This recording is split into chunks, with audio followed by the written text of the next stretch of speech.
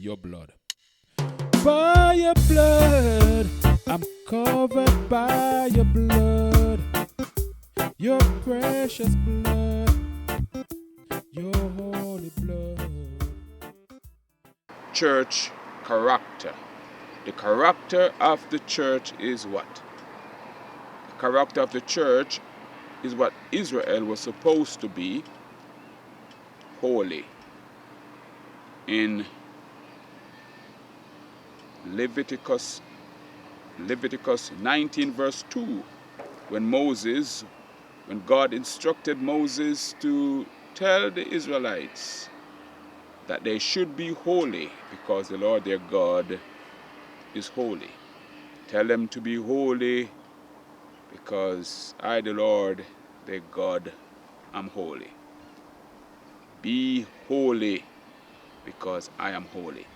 And Peter picks this up in 1 Peter 2 verse 9 when he said that we are a holy nation, his royal priesthood, a peculiar people.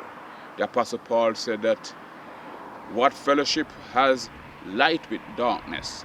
To the Corinthians, Paul said, what fellowship has light and darkness? Christ Baal, righteousness and unrighteousness, believers and unbelievers or non-believers, the temple of God and that of idols. And the indicative, the suggestive, the clear answer is none. There is no fellowship with Christ and Baal. There is no togetherness with Christian converts to church and unbelievers. There is no fellowship and oneness or togetherness with light and darkness.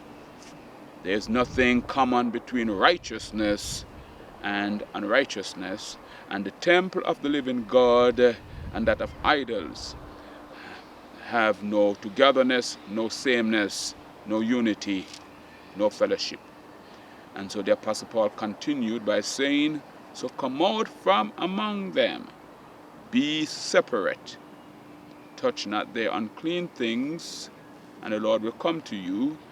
Paul, Peter, and the other apostles echo the Old Testament sentiments on holiness, that God called his people out of, to be purified, to be sanctified, to be set apart for his holy purpose. Holiness, kadosh, to be separate, to be different, to be consecrated. Otherness, uncommon. I remember as a young man growing up in Jamaica, we had, in my countryside, we had mangoes, and there's mango season. And there's one mango that you could find everywhere. We call it the common mango. It was the known mango. It was everywhere. And there were more than one types of mangoes in Jamaica that they were not common, at least in Elderslie where I grew up. But there's one in particular that was not there. It could not be found there. It was more common in another part, the eastern part of Jamaica, in St. Thomas. This was Julie. I think it was called Julie. Julie could not be found. My mother loved Julie, but you could not find it in Elderslie. You search, you go to all the surrounding areas, you could not find it. Julie was not common mango.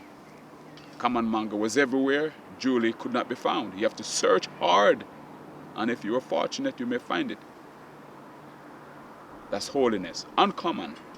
Holiness is uncommon in the earth. A holy people is uncommon in the earth. You don't find people who serve God, who want God, who receive the instructions of God and live by them. You have what is common, and that which is the commonality among us. What is common is evil, godlessness, God haters, iniquity, lovers of self. We do not find holiness. And holiness reflects the character of God, which is righteousness. Holiness is love. It is justice. Holiness, the character of God, the nature of God. So holiness is the nature of God. I am holy. So God is not becoming holy. He is holy. Hence, his people must be holy. It's like you meet that coach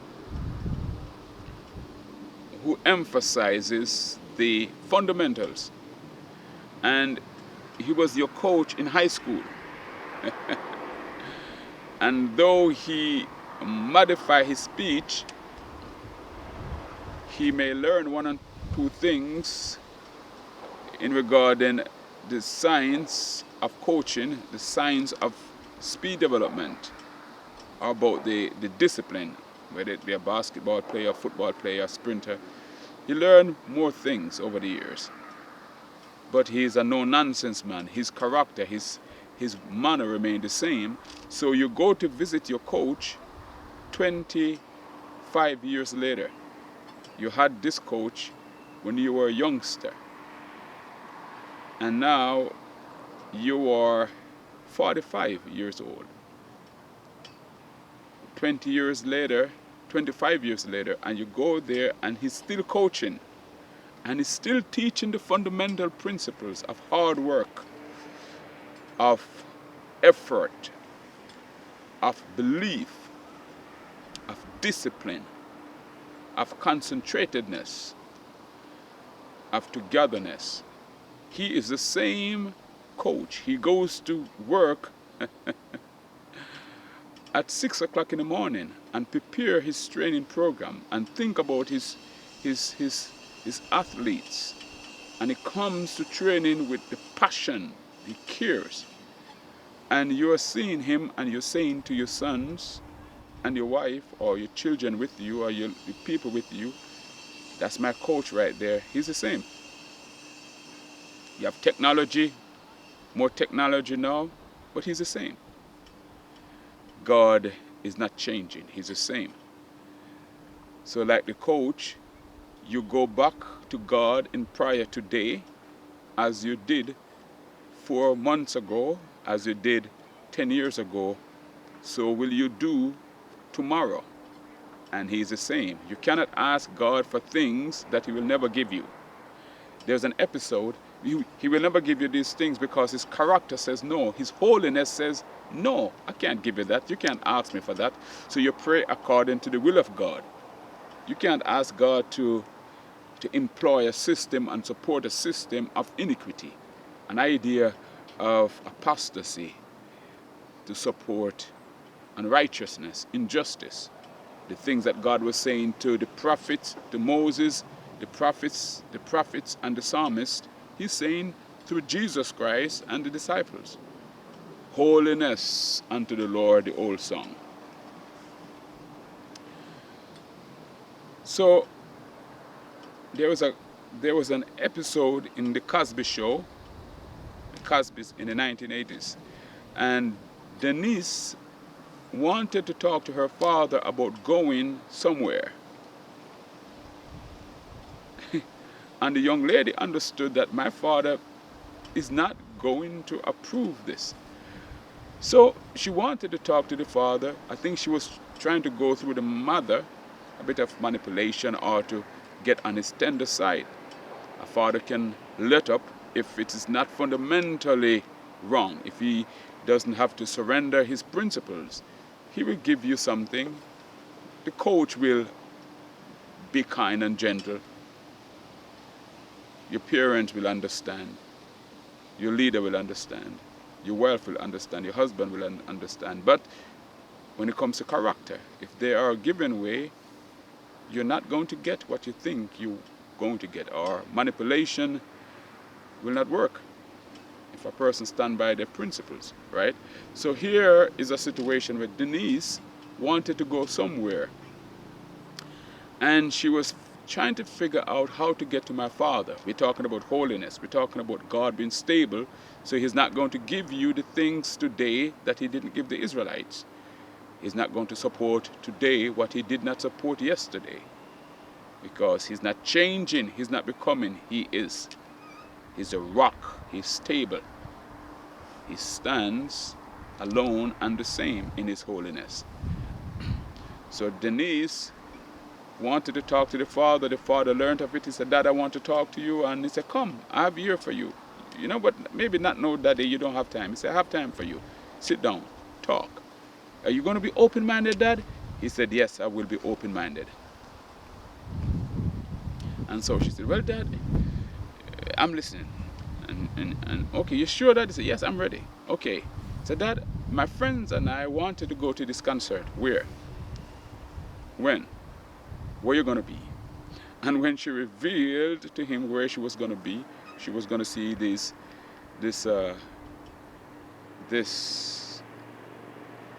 music group, a concert. And when the father listens, he hears, my daughter is going to, with her friends, go to this place, and they're going to be sleeping outdoors to buy some tickets. In line. The father listened to what she was saying and quickly understood, there is no way under heaven I will approve of my daughter going and staying outdoors among a bunch of strangers. Not in that situation, not in that place, absolutely not. Then she said to him, and here's holiness. Here's a description, or here's something that may help you to understand holiness. The daughter said to the father, Dad, you said you were going to be open-minded. I thought you said you would be open-minded. The father said, Conemack Stadium, or this outdoor place, closed it up, darling. This place closed it up there. In other words, when I heard that you were going to stay where you want to stay, that closed it. I'm not going to approve that. My God. So the Bible teaches prayer. When you pray, you don't pray to get your way, because it doesn't work. You pray to have the will of God in your life. After all, God knows best, right? And he's not changing. Prayer, as one of my professors at Oral Roberts University said very long ago, somewhere in 1993, I believe, in chapel, he said, prayer does not change the mind of God. It releases the will of God. So when you pray, according to Dr. Trevor Grizzle, you pray to get the will of God, not to get your way. Because God is not a puppet. God is not immoral. God is not a man-pleaser. God is not susceptible to manipulation. So since God is holy, and he is not becoming I am, before Abraham, Jesus said I am. Tell the Israelites in Exodus chapter 3, he said, tell the Israelites that I will be who I will be. I will be who I will be. The English literal translation is I will be who I will be. I will be as I am. I will be who I am. I am that I am. I'm not changing. I'm not becoming. And it is my prerogative, the Lord is saying, to make whatsoever adjustment I want to make based on my character, based on what I know. My decisions are fair, they're just, they're righteous all together. The psalmist makes a lot of poems and music regarding the kindness, the mercy, the goodness, the righteousness of God, the mercy of God, the holiness of God, the stability of the Lord. So God is not becoming, He is. He is holy.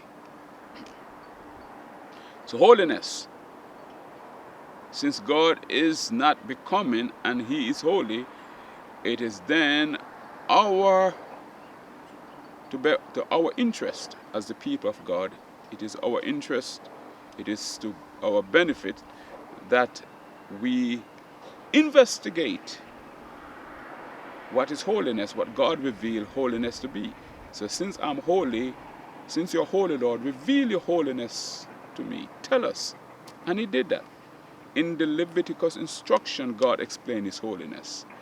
In the laws He gave Moses, He explained His holiness. In the 613 laws, we see the holiness of God that were supposed to be a part of the culture. Because God is, you do this. God doesn't like that, you don't do that. This is what you do. This is how you live. Because all these laws and rules, if they were implemented in the culture, in your community, they would reflect the holiness of God. In other words, you as a nation would be my holy nation, and the world will see, the surrounding nations will see, this is how the God of Israel is. He's just, He's merciful, He's righteous. This is His laws, this is His way.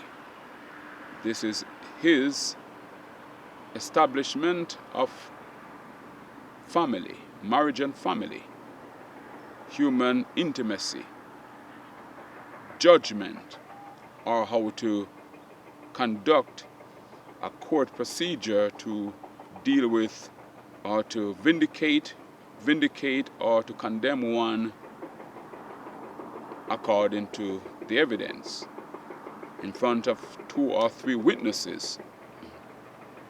These are a reflection of God's justice, God's character. He's holy, and the nation should reflect His holiness.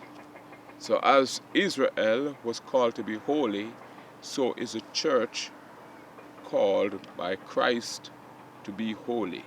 So the holy character of God set the basis, the parameters for the culture, for the individual life, individual Israelite life, and the manner, the way of the community, the nation. Be holy, for I am holy. Come out of worldliness and adopt and accept holiness. The Apostle Paul speaks about this, and I will get there. So then, in the church, as in ancient Israel, God looks for holiness.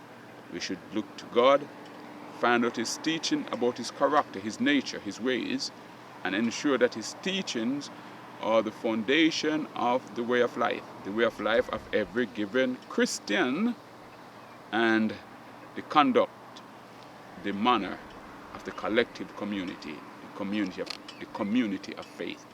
Be holy, for I am holy. So in the church today, holy. Do we have holiness in the church today as in the first church? Do we emphasize it in the church today as in the first church?